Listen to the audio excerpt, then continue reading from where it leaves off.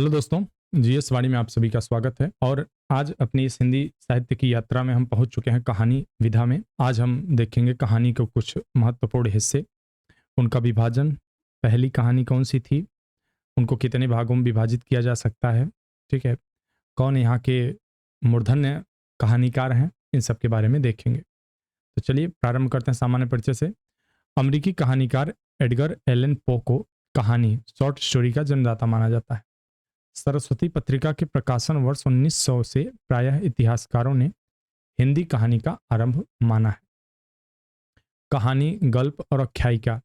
शुरुआती समय में कहानी के लिए किस्सा, गल्प, आख्यायिका आदि शब्द प्रयुक्त होते थे। सरस्वती पत्रिका के पहले अंक में प्रकाशित इंदुमती कहानी को रामचंद्र शुक्ल तथा अन्य आलोचकों ने कहानी कहा था, लेकिन किशोरीलाल गोस्वामी ने इसे आख्यायिका कहा था। अब जब एक विवाद उठता है कि पहली कहानी कौन सी थी, तो इसमें कई विद्वानों के अपने अपने मत हैं।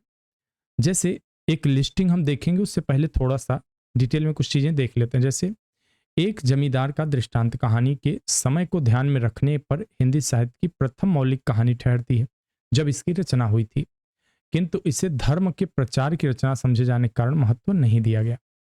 राजेंद्र यादव ने अपनी पुस्तक कहानी स्वरूप और संवेदना में इंदुमती कहानी पर शेक्सपियर के नाटक टेम्पेस्ट का प्रभाव साबित करते हुए उसने कहा था को प्रथम मौलिक और कलापूर्ण कहानी घोषित किया। एक टोकरी भर मिट्टी कहानी छत्तीसगढ़ मित्र पत्रिका में प्रकाशित हुई।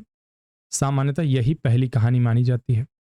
लक्ष्मी नारायण लाल लिखते हैं कि शिल्प विधि की दृष्टि से हिंदी प्रथम मौलिक कहानी रामचंद्र शुक्ल की 11 वर्ष का समय है, ऐसा ये मानते हैं। अब हम टोटल देख लेते हैं कि अभी तक किसने किसको माना है पहली कहानी। राजेंद्र बड़वालिया कहते हैं कि रेवरेंड जे न्यूटन एक जमींदार का दृष्टांत इसकी रचना थी, यह पहली कहानी है।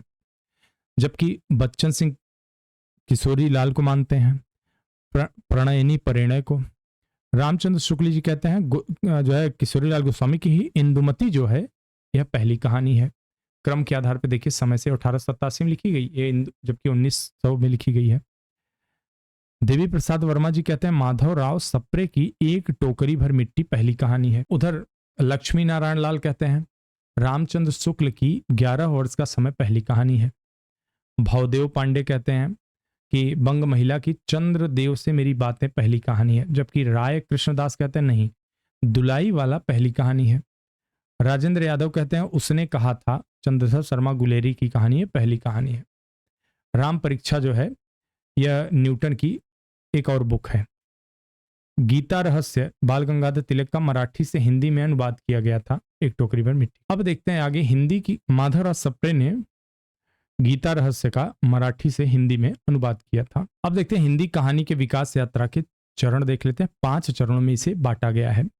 पहला चरण जो ठहरता है वो प्रेमचंद पूर्व युग है, यानी कि प्रेमचंद के अवतरण से पहले का, जिसे 1900 से लेकर 1915 तक माना जाता है। दूसरा चरण प्रेमचंद प्रसाद युग है, 1915 से लेकर 1936 तक का समय से माना जाता है। तीसरा चरण उत्तर प्रेमचंद्र युग है, 1936 से 1955 तक का समय। चौथा चरण नई कहानी को माना जाता है, 1956 से लेकर 1960 तक। पांचवा और अंतिम चरण है नई कहानी के प्रवर्ती आंदोलन, 1960 से अब तक।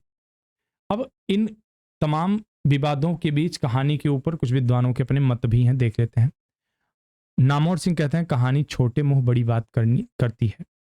मोपासा, अनातोले, चेखव, टालस्टाय की कहानियों को पढ़कर हमने फ्रांस और रूस से आध्यात्मिक संबंध स्थापित कर लिया। हमारे परिचय का क्षेत्र सागरों, द्वीपों, पहाड़ों को लांघता हुआ फ्रांस तथा रूस तक विस्तृत हो गया, प्रेमचंद जी कहते हैं। प्रेमचंद जी आगे कहते हैं कहानी ऐसी रचना है जिसमें जीवन के किसी एक अंग या किसी एक मनोभाव को प्रदर्शित करना ही लेखक का उद्देश्य रहता है। उसके चरित्र, उसकी शैली, उसकी कथा विन्यास सभी उसी एक भाव को पुष्ट करते हैं। उपन्यास की भांति उसमें मानव जीवन का संपूर्ण बृहद रूप दिखाने का प्रयास नहीं किया जाता। तो यहाँ इन्होंने उपन्यास का भी एक परिभाषा कर दी, उपन्यास की भी एक सीमा तय कर दी कि उसमें क्या जीवन के संपूर्ण क्षेत्रों का बृहद रूप दिखाने का प्रयास होता है उपन्यास में। प्रेमचंद्र पूर्व युग की बात करेगा 1900 से लेकर 1915 तक की। इस युग में कहानी परंपरा जन्म ले रही थी, इसीलिए उसमें पश्चिमी कहानी परंपरा के तत्वों के साथ साथ भारतीय कथा परंपरा में निहित आदर्शवाद, नैतिकतावाद की झलक साफ दिखती है। चूंकि इस समय देश नव जागरण के दौर से गुजर रहा था, इसीलिए राष्ट्रवादी और सुधारवादी मानसिकता भी यहाँ स्पष्ट झलकती है। इस काल की कहानियां कहानी कला की दृष्टि से शैशवावस्था में ही हैं, उनमें प्रौढ़ता नहीं दिखाई पड़ती है। ठीक है। प्रेमचंद्र पूर्व युग के प्रमुख कहानीकारों के बारे में हम थोड़ा सा अगर बात करें तो यहाँ आप देख रहे हैं राजेंद्र बाला घोष बंग महिला के नाम से जाना जाता है। इनकी कहानियां हैं चंद देव से मेरी बातें, कुंभ में छोटी बहू, दुलाई वाला और दालिया। केशव प्रसाद सिंह की यहाँ थोड़ा ब्लर आ गया है, कुछ प्रॉब्लम फोन की वजह से हो गई। आपत्तियों का पहाड़, चंद्रलोक की यात्रा, गिरिजा दत्त वाजपेयी की पति का पवित्र प्रेम, पंडित और पंडितानी, वृंदावन लाल वर्मा का राखी बंद भाई, तातार और एक वीर राजपूत। देखिए जब ये हैशटैग लगा हो या स्टार लगा हो तो कुछ स्पेशल है इसके पास, तो नीचे देखेंगे वहां कुछ कहा गया होगा। ठीक है। वृंदावन का हो गया। राधिका रमन सिंह का कानों में कंगना, कुसुमांजलि, गांधी टोपी, सावनी समा, चर्चित कहानी बिजली। विशंबरनाथ कौशिक की रक्षाबंधन, गल्प मंदिर, चित्रशाला और कल्लोल, प्रेम प्रतिमा, मणिमाला। आचार्य शुक्ल द्वारा निर्दिष्ट आरंभिक कहानियां कौन सी हैं? देखिए इंदुमती को मानते हैं, किशोरी लाल गोस्वामी की रचना है और 1900 में प्रकाशित सरस्वती पत्रिका में। गुलबहार को मानते 1902 में सरस्वती में प्रकाशित। प्लेग की चुड़ैल भगवान दास की 1902 सरस्वती में। 11 वर्ष का समय स्वयं इनका 1903 में सरस्वती में। पंडित और पंडितानी गिरिजा दत्त वाजपेयी 1903 सरस्वती। दुलाई वाला बंग महिला 1907 सरस्वती। चंद्र शर्मा गुलेरी की रचना देखिए अगर, सुखमय जीवन 1911 में। बुद्धू का कांटा 1914, उसने कहा था 1915। अब देखिए स्टार जिस पे लगा है चंद्रदेव से मेरी बातें, इन दोनों कहानियों में स्वदेशी आंदोलन की अनुगूंज है। ठीक है। दुलाई वाला और मेरी चंद्रदेव से मेरी बातें। अब यहाँ पे प्लस लगा है, प्लस एक कहानी पे यहाँ लगा, ये लगा है चंद्रलोक की यात्रा। यह डायरी शैली में रची गई है, प्रथम वैज्ञानिक कहानी है। अब हैशटैग लगा था राखी बंद भाई पे। इससे ऐतिहासिक कहानियों की परंपरा आरंभ होती है। बंग महिला की अगर बात करें, चंद्रदेव से मेरी बातों को भवदेव पांडे ने हिंदी की प्रथम राजनीतिक कहानी कहा है। दुलाई वाला में बंग विभाजन का परिवेश लिया गया है। चंद्रधर शर्मा गुलेरी ने उसने कहा था कहानी इस काल की उपलब्धि है, जिसमें केंद्रीय चरित्र लहना सिंह के माध्यम से प्रेम, कर्तव्य तथा आत्म बलिदान के पारस्परिक संघर्ष का मर्मस्पर्शी चित्रण किया गया है। हिंदी की पहली ऐसी कहानी है जिसमें फ्लैशबैक पूर्व दीप्ति तकनीक का प्रयोग किया गया है। बिल्कुल बड़ा ही मार्मिक कहानी, इसको पढ़ेंगे ना आप तो एक बार आप लोग भी इसके साथ बह जाएंगे। सुखमय जीवन भारत मित्र, उसने कहा था सरस्वती पत्रिका में प्रकाशित हुई थी। विशंबरनाथ कौशिक की अगर बात करते हैं तो इनकी सर्वाधिक प्रसिद्ध कहानी ताई है। शरद चंद्र की बंगला कहानी बिंदुर छेले का प्रभाव मिलता है। प्रेमचंद प्रसाद योग, अब दोनों लोगों को साथ में यहां देखते हैं, दो दो सूरज एक आसमान में, 1915 से 1936। मोटे तौर पर हिंदी साहित्य में काव्य का छायावाद और भारतीय राजनीति में गांधीवाद का उत्कर्ष काल हिंदी कहानी की विकास यात्रा में प्रेमचंद प्रसाद युग के नाम से जाना जाता है। इस युग में प्रेमचंद जयशंकर प्रसाद ने कहानी की दो भिन्न शैलियों का विकास किया। ये दोनों लेखक 1910 ईस्वी के आसपास से ही लिख रहे थे, किंतु 1915 आते आते इनकी शैली इतनी परिपक्व हो गई कि इनके नाम से नई युग की पहचान की गई। प्रेमचंद ने सामाजिक यथार्थ की परंपरा को विस्तार दिया, जबकि प्रसाद ने व्यक्ति की अनुभूतियों, उसकी मनोवैज्ञानिक सत्यों को कहानियों का विषय बनाया। यह युग भारतीय स्वतंत्रता आंदोलन की गांधी युग के समानांतर चलता है। इसी से गांधी युगीन विचारधारा का प्रभाव इस युग की कहानियों पर अलग अलग रूप में व्यक्त हुआ है। गांधी जी के प्रभाव के कारण प्रेमचंद युग में आदर्शवादी कहानियों की एक लंबी सूची दिखाई पड़ती है। आदर्शवादी की बात आप क्या करते हैं या गांधीवादी की बात करते हैं, इसका मतलब क्या होता है? जैसे गांधी जी कहते हैं राम राज्य, तो सच में राम राज्य की बात नहीं। राम राज्य का मतलब क्या हुआ? कोई दुखी न हो, कोई पीड़ित न हो, कोई गरीब नहीं हो, ठीक, कोई ऊंच नीच न हो। तो क्या यह संभव है कि कोई गरीब ना हो, कोई आप कर सकते हैं? संभव ही नहीं इस युग में। तो यह आदर्श स्थिति हो गई समाज की, ऐसे समाज की कल्पना जहां समानता हो, पड़ोसी पड़ोसी को देख के खुश होते रहे, पड़ोसी के विकास। अगर पड़ोसी के पास गाड़ी आ जाए तो पड़ोसी भी खुश हो जाए, जाके साथ में मिठाइयाँ खाए, घूमे टहले। नहीं, पड़ोसी के पास गाड़ी आई, अगर उसके पास जो है 40 लाख की गाड़ी आई है, तो अपने पास देख के भले कुछ हम नैनो ही क्यों न लाएँगे, लेकिन लाएँगे। तो यह यथार्थवाद है। लेकिन आदर्शवाद क्या कहता है? अरे वाह! शर्मा जी, बहुत अच्छा किया है आपने, बहुत सुंदर, क्या बात है! ईश्वर ऐसे ही आपको खूब जो है धन दौलत दें, और चलिए कहीं घूम के आते हैं, ठीक है, लाइए मिठाई खाते हैं, खुशी की बात है। ये सब यही आदर्शवाद हुआ। सच्चाई क्या है? आप सबके आसपास बहुत होता होगा। खासकर प्रेमचंद के कहानी संसार में आदर्शवादी कहानी का ठीक-ठाक अनुपात है। कमल किशोर गोयनका के अनुसार, अब प्रेमचंद की बात करते हैं। प्रेमचंद का जन्म 31 जुलाई 1880 को वाराणसी के लमही गांव में हुआ था। यह भी ध्यान रखिएगा, एक-एक लाइन इंपॉर्टेंट है। पिता ने पुत्र का नाम धनपत राय और ताऊ ने नवाब राय रखा। नाम सुनिए, लेकिन स्थिति बिल्कुल विपरीत रही पूरे जीवन। मार्च 1906 में इन्होंने एक बाल विधवा शिवरानी देवी से विवाह करके एक बड़ी सामाजिक क्रांति की। प्रथम उर्दू कहानी सोजे वतन जुलाई 1908 में कानपुर जमाना प्रेस से प्रकाशित हुआ, जिसकी कहानियां देश प्रेम से परिपूर्ण थी। कलेक्टर ने सेडिशन राजद्रोह के आरोप में 700 बची प्रतियों को आग में जलवा दिया। इस पर इन्होंने अपने मित्र मुंशी दया नारायण निगम के सुझाव पर अपना छद्म नाम प्रेमचंद रखा। प्रेमचंद के नाम से उनकी पहली कहानी बड़े घर की बेटी उर्दू मासिक पत्रिका जमाना के दिसंबर 1910 के अंक में प्रकाशित हुई। यह कहानी बहुत मार्मिक है। बड़े घर की बेटी आप लोग जरूर पढ़िएगा, जो नहीं पढ़े हैं, केवल परीक्षा के लिए नहीं, आप हिंदी साहित्य के विद्यार्थी हैं तो आप अपने साथ न्याय करेंगे अगर इसे पढ़ते हैं तो। उनकी पहली हिंदी कहानी सौत हिंदी की प्रसिद्ध पत्रिका सरस्वती के दिसंबर 1915 के अंक में, प्रथम हिंदी कहानी संग्रह सप्त सरोज जून 1917 में प्रकाशित हुआ। बच्चन सिंह ने पंच परमेश्वर 1916 को उनकी पहली हिंदी कहानी माना। प्रसिद्ध बांग्ला साहित्यकार शरद चंद्र ने प्रेमचंद को कथा सम्राट की उपाधि दी। डॉक्टर रामविलास शर्मा ने अपनी प्रसिद्ध पुस्तक प्रेमचंद और उनका युग में कबीर के बाद प्रेमचंद को हिंदी का सबसे बड़ा व्यंग्यकार घोषित किया। सबसे उत्तम कहानी वह होती है जिसका आधार किसी मनोवैज्ञानिक सत्य पर होता है, प्रेमचंद जी का कहना था। प्रेमचंद के मुख्य कहानी संग्रह। अब एक चीज और समझ सकते हैं, प्रेमचंद जी को मनोविज्ञान की कितनी गहरी समझ थी, आप इस बात से समझ सकते हैं। जिस व्यक्ति को कह रहा है कि उत्तम जो कहानी में शीर्ष है, ठीक है, कहानी शिरोमणि है, और वह कह रहा है कि कहानी का आधार क्या हो, वैज्ञानिक रूप से सत्य होना चाहिए, मनोवैज्ञानिक रूप से, तो समझिए कि उनको कितनी जानकारी थी इसकी। उनके कहानी संग्रह देखते हैं। 1917 में सप्त सरोज, 1928 में प्रेम तीर्थ, 1917 में ही नवनिधि, 18 में प्रेम पूर्णिमा, 1923 में प्रेम पचीसी, 1924 में प्रेम प्रसून, 1926 में प्रेम द्वादशी, 1926 में प्रेम प्रतिमा, 1928 में प्रेम तीर्थ, 29 में पांच फूल, फिर 29 में ही प्रेम प्रतिज्ञा, फिर 29 में ही प्रेम चतुर्थी, फिर 30 में ही प्रेम कुंज, फिर 1930 में सप्त सुमन, फिर 1936 में कफन। आप देखेंगे बार बार प्रेम प्रेम प्रेम प्रेम प्रेम प्रेम की बात करें, फूल प्रतिज्ञा वगैरह वगैरह।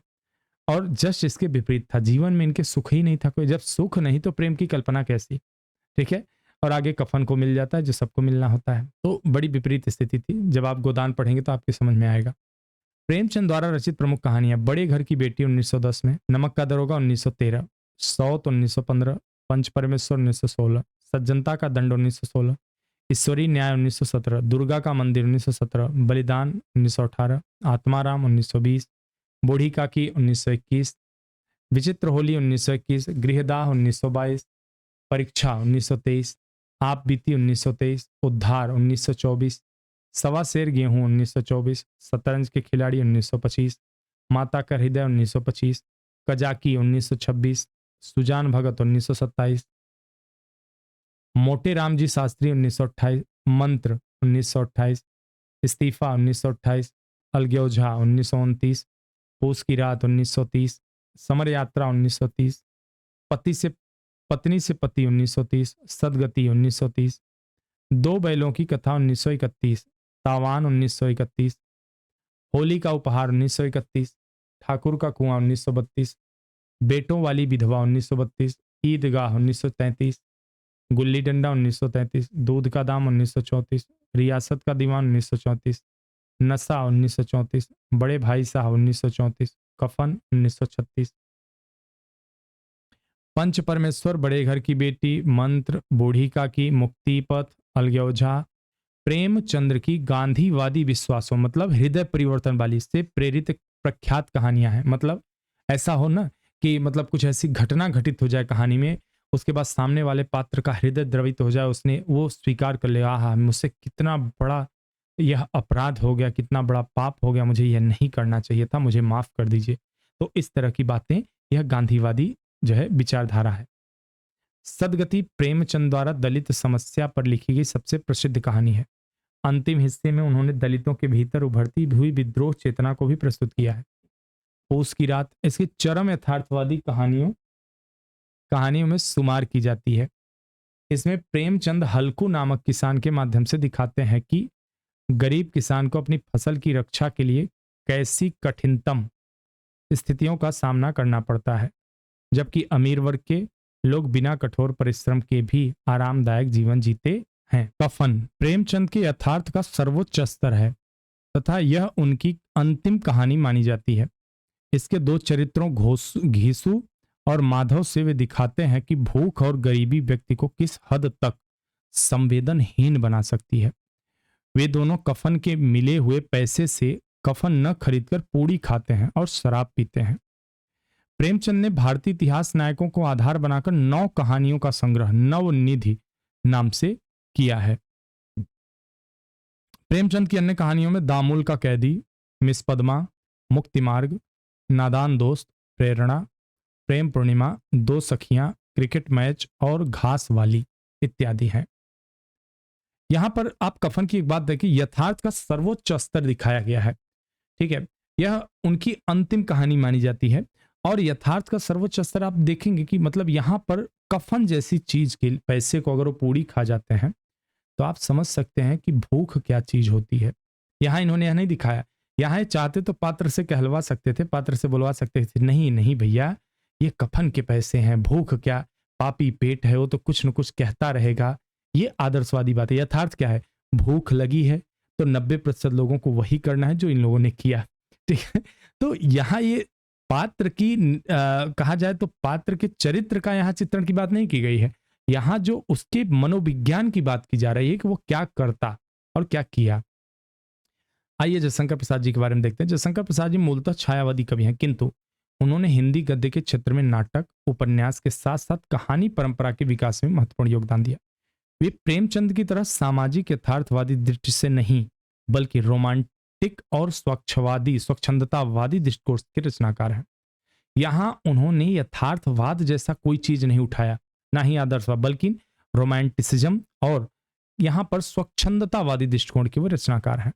प्रसाद का दृष्टिकोण प्रेमचंद से काफी अलग है। उनकी चेतना राष्ट्रवाद, सांस्कृतिक आदर्शवाद जैसे तत्वों में निर्मित है।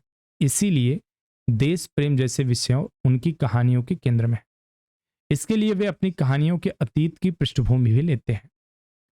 प्रसाद का महत्व है कि उन्होंने पहली बार सामाजिक यथार्थ पर केंद्रित परंपरा के भीतर मानसिक यथार्थ के महत्व को उभारा। उन्हीं की परंपरा में आगे चलकर मनोवैज्ञानिक कहानियों की वह समृद्ध परंपरा विकसित हुई, जिसमें जैनेन्द्र, इल्याचंद जोशी, अज्ञे जैसे समर्थ कहानीकार शामिल है। जयशंकर प्रसाद की प्रथम कहानी ग्राम है। यह कहानी इंदु पत्रिका के 1911 में प्रकाशित हुई। प्रसाद की अंतिम कहानी सालवती को माना जाता है। इन्होंने लगभग 70 कहानियां लिखी है। 1912 में जयशंकर प्रसाद का प्रथम कहानी संग्रह छाया प्रकाशित हुआ। छाया हिंदी का भी प्रथम कहानी संग्रह है। प्रसिद्ध कहानी गुंडा प्रसाद की के कहानी संग्रह इंद्रजाल में संकलित है। अब राजेंद्र यादव जी इनके बारे में क्या कहते हैं। अतिरिक्त रोमानी वातावरण और कल्पित कथानकों के बावजूद प्रसाद हिंदी के पहले सफल कहानीकार हैं। जयशंकर प्रसाद के कहानी संग्रह को अगर देखते हैं, छाया आई 1912 में, प्रतिध्वनि 1926 में, आकाशदीप 1928, आंधी 1931, इंद्रजाल 1936। प्रमुख चर्चित कहानियों में मधुआ, ममता, नूरी, बिसाती, घीसू, चूड़ी वाली, छोटा जादूगर, आग, चंदा, गुलाम, रसिया बालम, पत्थर की पुकार, उस पार का योगी, खंडहर की लिपि, स्वर्ग के खंडहर में। प्रसाद की महत्वपूर्ण कहानियां एवं वर्ण विषय क्या है देखिए। जैसे ग्राम, प्रथम कहानी 1911 में इंदु पत्रिका में प्रकाशित हुई। देवदासी, देवदासियों की व्यथा और धार्मिक दुष्चक्र का चित्रण है। देवदासियां क्या होती थी, जैसे अगर किसी की बहुत ज़्यादा बेटियां हो जाती थी, पहले संतानें बहुत होती थी, 8-10 संतान होती थी, सबको तो 6-7 से कम तो किसी को होती ही नहीं थी, रेयर लोगों की थी, 2-1 रही होंगी। तो क्या होता था कि जब बेटियां ज़्यादा हो गई, गरीबी का माहौल बहुत बिकट था, तो क्या करते थे लोग, मंदिरों को देवता से शादी करवा देते थे स्त्रियों की। हालाँकि साउथ में ज़्यादा था, उत्तर भारत में बहुत कम था। देवताओं से शादी कर देते बेटियों को। अब जब देवताओं से शादी हो गई तो वे मंदिर में ही रहती थी, वहीं सेवा करती थी और वहीं उनका जीवन होता था, अंत तक वहीं रहना होता था उन्हें। ठीक है, कभी विवाह नहीं करती थी। तो इस तरह की देवदासी प्रथा एक चली थी। देवरथ बौद्ध धर्म की शाखा वज्रयान की कुरूपता का चित्रण है। विराम चिन्ह धार्मिक स्थलों पर अछूतों के निषेध की समस्या का चित्रण है। संदेश दाम्पत्य प्रेम के आदर्श रूप का चित्रण है। बंजारा पुलिस का अत्याचार चित्रण पैसे के महत्व को प्रतिपादित करती यथार्थवादी कहानियां हैं। देखिए मित्रों, मैं यहाँ पे किसी प्रकार का अपना ओपिनियन नहीं दे रहा हूँ, बस मेरे सामने एक प्रश्न है और आप में से बहुत सारे ऐसे होंगे जो बहुत अच्छा जानते हो इस विषय में। हर किसी ने, देखिए, बौद्धों के समाज पे कटाक्ष किया गया, हिंदुओं के समाज धर्म पे कटाक्ष किया गया, कहीं इस्लाम पे कटाक्ष क्यों नहीं मिलता? किसी ने इस्लाम पर कटाक्ष क्यों नहीं किया इन सब ने? आपने कभी सोचा इस विषय पे?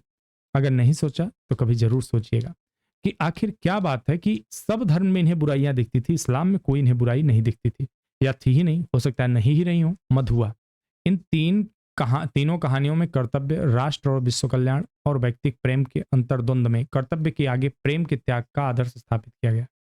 मधुआ आकाशदीप और पुरस्कार में गुंडा ईस्ट इंडिया कंपनी द्वारा शासित भारत का परिवेश तथा प्रेम, कर्तव्य और उत्सर्ग की भावना। प्रेमचंद युग के कुछ अन्य महत्वपूर्ण रचनाकार, उनकी रचनाएं देखते हैं, जैसे बद्रीनाथ भट्ट सुदर्शन, पुष्पलता, हार की जीत, सुप्रभात, परिवर्तन, सुदर्शन सुधा, तीर्थयात्रा, फूलवती, सुदर्शन सुमन, सुधा है सुमन है, गल्प मंजरी, पनघट और अंगूठी का मुकदमा।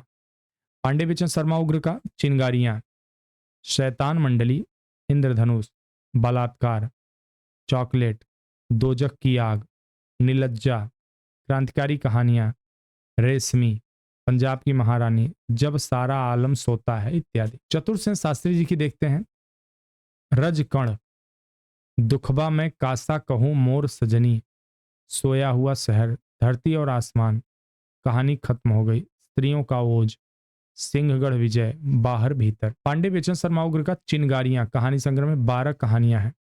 इनकी राष्ट्रवादी चेतना के कारण 1928 ईस्वी में ब्रिटिश सरकार ने इस संग्रह को जब्त कर लिया।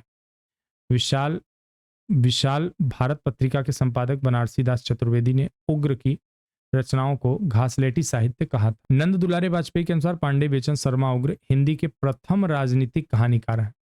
इस मान्यता का आधार उनकी अपनी उसकी माँ कहानी है। चतुर्सेन शास्त्री जी के बारे में थोड़ा सा और देखते हैं। गृह लक्ष्मी इनकी पहली कहानी है।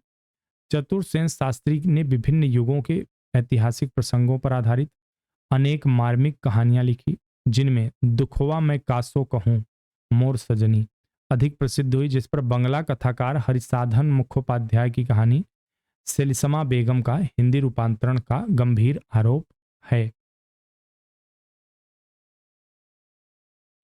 प्रेमचंद युग के अन्य कहानीकार देखते हैं और रचनाएं।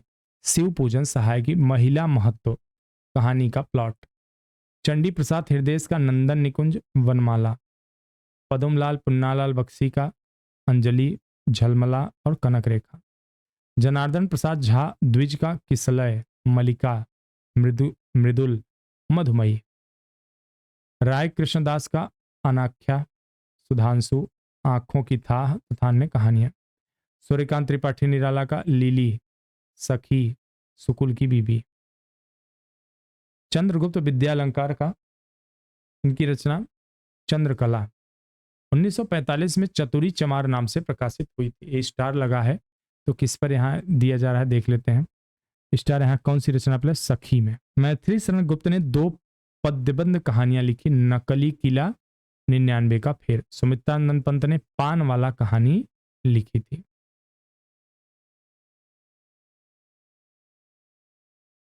यहाँ पर देखिए बहुत ज़्यादा ब्लर हो गया है, तो मैं इसको आपको पढ़ के सुना दे रहा हूँ और आप इसको अनुमान लगा लीजिएगा। यह युग 2 विचारधाराओं के प्रभाव का युग है। यह युग 2 विचारधाराओं पर, मार्क्सवाद तथा मनोविश्लेषणवाद का। मार्क्सवाद से प्रभावित धारा को प्रगतिवादी या समाजवादी कहानी कहते हैं, जबकि फ्रायड के मनोविश्लेषणवाद से प्रभावित धारा को मनोवैज्ञानिक या मनोविश्लेषणवादी कहानी कहा जाता है। प्रगतिवादी कहानी के प्रतिनिधि कलाकार कहानीकार यशपाल तथा अन्य महत्वपूर्ण कहानीकार रांगे राघव, राहुल सांकृत्यायन और नागार्जुन जी हैं। मनोविश्लेषणवादी कहानी में मुख्यतः 3 कहानीकार शामिल हैं, जैनेन्द्र, इल्याचंद जोशी और अज्ञेय। मनोवैज्ञानिक कहानियों में कथा वस्तु बाहरी जीवन अर्थात सामाजिक, राजनीतिक, आर्थिक की न होकर व्यक्ति के आंतरिक जीवन से संबंधित है। इन कहानियों में घटनाओं का महत्व कम हो जाता है, चरित्रों के अंतर्द्वंद, चिंतन मनन, आत्मविश्लेषण आदि का महत्व बढ़ जाता है। प्रेमचंदोत्तर युग के प्रमुख कहानीकार उनकी रचनाएं देखते हैं, जैसे राहुल सांकृत्यायन जी को देखते हैं पहले। सतमी के बच्चे, बोलगा से गंगा कहानियां इनकी। इल्याचंद जोशी की बहुत लंबी है, धूप रेखा, दिवाली और होली, रोमांटिक छाया, आहुति, खंडहर की आत्माएं, डायरी के नीरस पृष्ठ, कटीले फूल और लजीले कांटे। भगवती चरण वर्मा की 2 बांके इंस्टॉलमेंट, मुगलों के सल्तनत बख्शती मोर्चाबंदी। यशपाल की 15 रचनाएं हैं, पिंजरे की उड़ान, ज्ञानदान, अभिशप्त, तर्क का तूफान, भस्मावृत चिंगारी, वो दुनिया, फूलों का कुर्ता, धर्मयुद्ध, उत्तराधिकारी, चित्र का शीर्षक, तुमने क्यों कहा था मैं समुंदर हूं, उत्तमी की मां, सच बोलने की भूल, खच्चर और आदमी, भूख के 3 दिन इत्यादि। जैनेन्द्र जी की ये पक्के मनोविश्लेषणवादी हैं, इनकी कहानियां तो मत पूछिए। फांसी, वातायन, नीलम देश की राजकन्या, एक रात, 2 चिड़िया, पाजेब, ध्रुव यात्रा और जय संधि। अज्ञेय की विपथगा, परंपरा, कोठरी की बात, अमर वल्लरी, शरणार्थी, जयदोल, ये तेरे प्रतिरूप। उपेंद्र नाथ अश्क की पिंजड़ा, अंकुर, निशानियां, 2 धारा, छींटे। काले साहब, जुदाई की शाम का गीत, बैगन का पौधा, कहानी लेखिका और झेलम की 7 पुल, पलंग, आकाशचारी, उबाल और अन्य कहानियां। विष्णु प्रभाकर की आदि और अंत, रहमान का बेटा, जिंदगी के थपेड़े, सांच और कला, धरती अब भी घूम रही, पुल टूटने से पहले, मेरा वतन, खिलौने, एक और कुंती, जिंदगी एक रिहर्सल, आसमान के नीचे, कर्फ्यू और आदमी, आखिर क्यों मैं नारी हूं। आखिर क्यों मैं नारी दोनों अलग अलग है, आखिर क्यों अलग है 1998 में, 2001 में मैं नारी हूं। जीवन का एक और नाम, ईश्वर का चेहरा। अमृतलाल नागर की है एक दिल हजार अफसाने। अमृत राय की रचना है जीवन के पहलू, तिरंगा कफन और इतिहास। रांगे राघव की है साम्राज्य का वैभव, समुद्र का फेन, देवदासी। जीवन के दाने, अधूरी मूरत, अंगार की न बुझे, इंसान पैदा हुआ इत्यादि। द्विजेंद्र नाथ मिश्र की रचना है, द्विजेंद्र नाथ मिश्र निपुण, तीला, कच्चा धागा, छोटा डॉक्टर। भगवती प्रसाद वाजपेयी की मधुपर्क, दीपमालिका, पुष्पकारिणी, हिलोर। ज्वार भाटा, कला की दृष्टि, उपहार, अंगारे। उतार चढ़ाव, खाली बोतल, मेरे सपने। चंद्रकिरण सोनरिक्शा का आदमखोर। अब एक एक करके इन कवियों के बारे में थोड़ा सा, सांकृत्यायन जी के बारे में देखते हैं। सतमी के बच्चे में राहुल जी ने एक ऐसी महिला की दयनीय स्थिति का चित्रण किया है जो अपने बच्चे के लिए भरपेट भोजन एवं दवा का प्रबंध नहीं कर पाती और उसके 4 बच्चे असमय ही मृत्यु के शिकार हो जाते हैं। इल्याचंद जोशी ने मनोवैज्ञानिक कहानियों के प्रवर्तक माने जाते हैं। इन्होंने जीवन के उपेक्षित, कुंठित, मनोग्रंथित, पीड़ित, परिस्थितियों के चंगुल में फंसे विवश और असहाय पात्रों को लेकर उनके चरित्रों का मनोवैज्ञानिक विश्लेषण प्रस्तुत किया। यशपाल का इन्होंने 200 कहानियां लिखी हैं। पिंजरे की उड़ान, कारावास में रचित कहानियों का संकलन। यशपाल ने मार्क्सवादी दृष्टि से एक के बाद एक सशक्त कहानियां लिखी।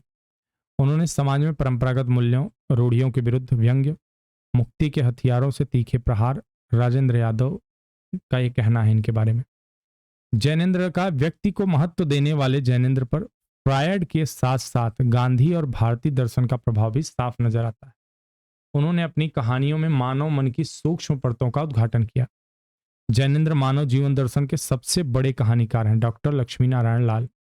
जैनेन्द्र ने फोटोग्राफी को अपनी पहली कहानी माना, जबकि उनकी पहली कहानी खेल को माना जाता है, जो विशाल भारत में 1928 में प्रकाशित हुई। स्पर्धा कहानी इटली के विदेशी परिवेश और विदेशी पात्रों के बावजूद क्रांति और अहिंसा की बहस को केंद्र में रखती है।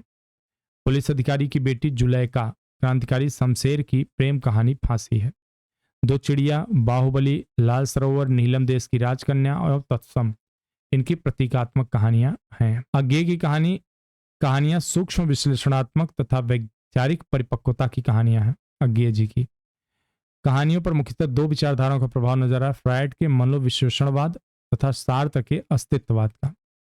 दोनों विचारधाराओं से प्रभावित होने के कारण इनकी कहानियों में व्यक्ति के व्यक्तित्व तथा उसके मानसिक पक्षों को केंद्रीय महत्व प्राप्त हुआ। अज्ञे की कहानियां पर्याप्त वैविध्य में दिखती हैं, जैसे जयदोल तथा पठार का धीरज। कहानियों में फ्रायड से प्रभावित रोमांस और यौन चेतना के चित्र दिखते हैं। मेजर चौधरी की वापसी कहानियों में व्यक्ति के अंतर्मन का सूक्ष्म विश्लेषण है। परंपरा संग्राम कहानियों के मध्य वर्ग के सामाजिक पक्षों का चित्रण है। पुलिस की सीटी कहानियों में क्रांतिकारी राष्ट्रवादियों का विषय बनाया गया। क्रांति के समर्थन में लिखी गई कहानियों में हरितिक, अकलंक, द्रोही, विपथगा आदि कहानियां भी महत्वपूर्ण हैं।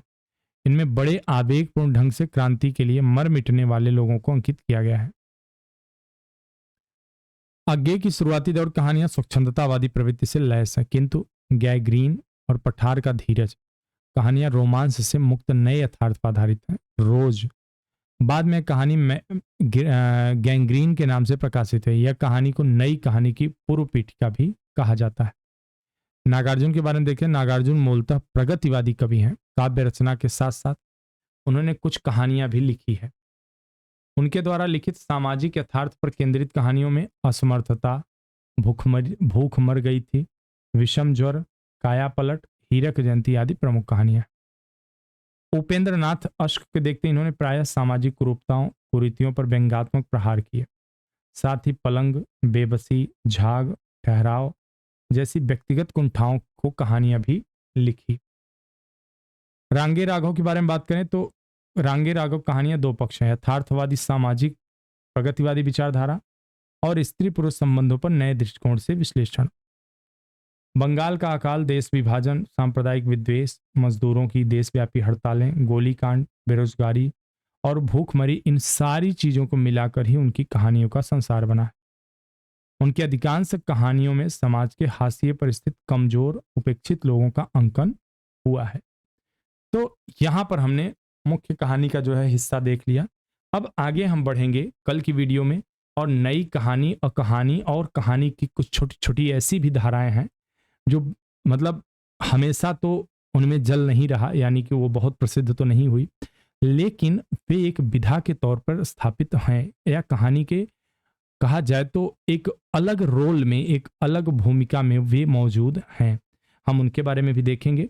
आज की वीडियो दोस्तों यहीं समाप्त करते हैं। मिलते हैं आपसे कल वीडियो में। तब तक अगर आप नए हैं तो हमेशा की तरह कहूँगा चैनल को सब्सक्राइब कर लीजिए, दोस्तों तक शेयर करिए और पूरी वीडियो देखने के लिए आप सबको बहुत बहुत धन्यवाद।